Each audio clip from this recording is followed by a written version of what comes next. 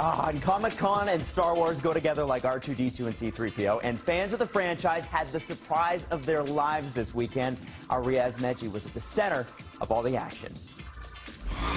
ComicCon 2015, Entertainment City in San Diego. How much do we love ComicCon?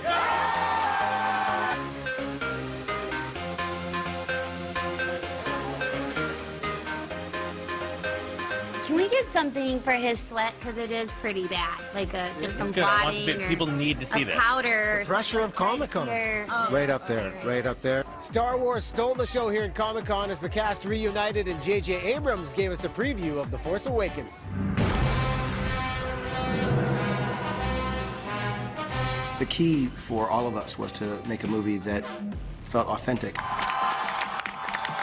A star-studded cast including Mark Hamill, Carrie Fisher, and Harrison Ford praised Episode 7. It felt great. I wasn't so sure it would, but the company was the right company. The director was the right director, and I was proud and grateful to once again be involved.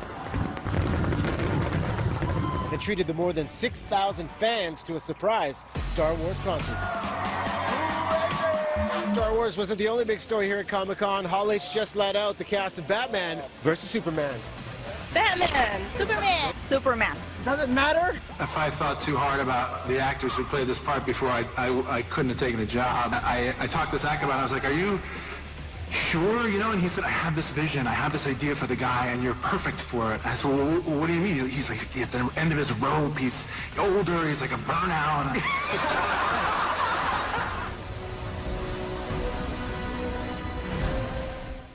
That's it from Comic-Con 2015. Adam, may the Force be with you.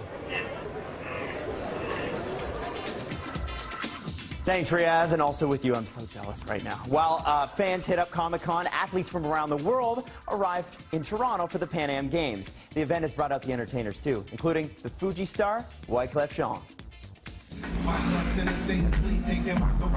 To be representing, you know, in a game here, this is very important for me because once again, you're unifying people, you're putting groups of people together, you know, and you're saying you could be somebody. I mean, just think about it. I mean, we have Haitians in the game this time, you know. A young little Haitian could be looking like, wow, you know what I mean? I could do this. And get ready to see and hear a lot more from Jean in the future. But we've been in Sweden, and we've been in Stockholm. We've been working on the new album, Avicii, Afrojack. This album's gonna be ill. In other entertainment news, the much buzzed about Amy Schumer is ready to bring comedy to the masses with Trainwreck, and that's with the help of director Judd Apatow. Melanie Ng caught up with the hilarious duo. Oh, Amy, what happened? Did church let out early?